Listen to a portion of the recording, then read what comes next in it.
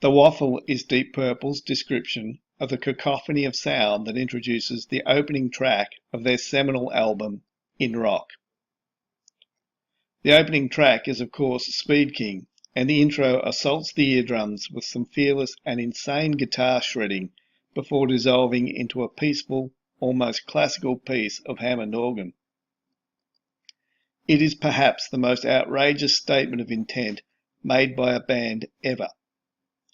It just says, here we are, we're tired of playing with orchestras, we've got something to say, and you'd better listen. I can't hope to live up to that bombastic confidence, but I do have something to say. What exactly? What does it take to be a man?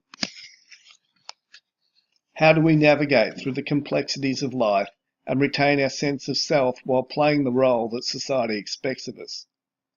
How many of us give up and surrender our hopes and dreams in the interest of fitting in? It is fair to say that my difficulties with being a man led to all sorts of problems when I was growing into adulthood. To express fears, sorrow, and even love were all apparent signs of weakness. Suck it up, princess. Drink some cement and harden the fuck up.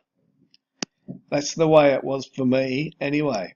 I suspect that even in these allegedly enlightened times, many young men are confronted with similar issues that I faced, and similarly to me, they are not equipped with the necessary emotional or moral tools to make good decisions. The issues are as old as time itself.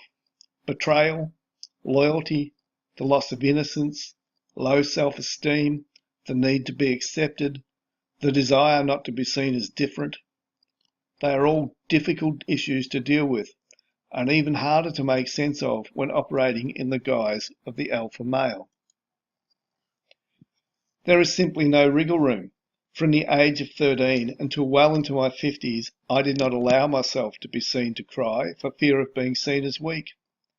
I bottled things up and never spoke of disappointment or fear, and I never let on when I was hurting. A man does not do those things.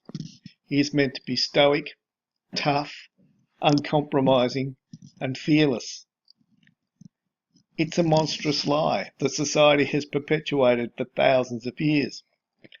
I bought the lie, and in buying it, I nearly destroyed myself. I bit down on my emotions, choked them to death, and played the role expected of me. The only relief I got was through music. There were plenty of bands that I listened to, and I listened to a variety of styles and genres.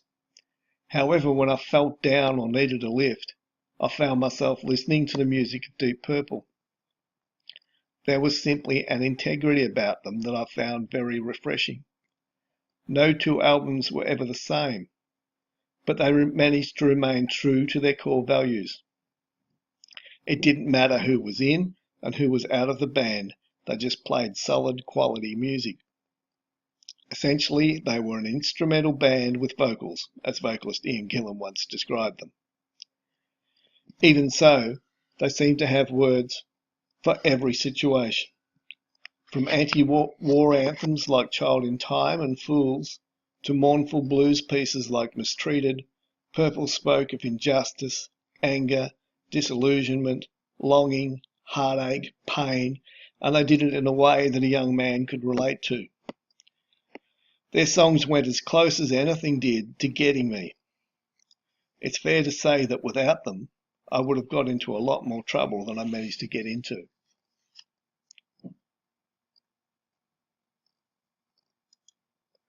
When it came time to pay the piper, I was already 50 years old.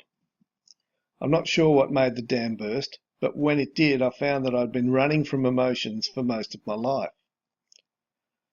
I'd perfected the art of suppressing perfectly normal emotions and remaining calm and solid. I played my role perfectly, and in doing so was slowly killing myself. To cope with the range of emotions that assaulted me, I began to write. In writing about experiences and situations that I'd suppressed forever, I began to understand not only who I was, but who I had not allowed myself to be. That was confronting. There were things that happened to me and around me that I should have talked about. I never did. I shut them down and suppressed the hurt and anger that I felt. I did that because that's what I had been conditioned to do. Suck it up, princess. I sucked it up. I built my walls and I paid my price. I know that now, and I wouldn't know it without having written most of it out of me. My book, Postcard from Hell, is a reflection on that journey. If the stories reach one person and encourages them to reach out and ask for help, that will do me.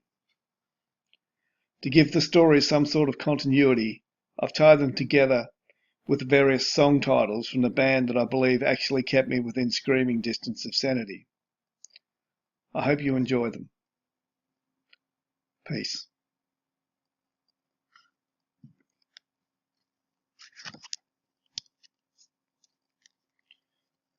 You can get Postcards from Hell, Notes from a Purple Mind by visiting markhodges.com and going to the page Music, Writing and Me.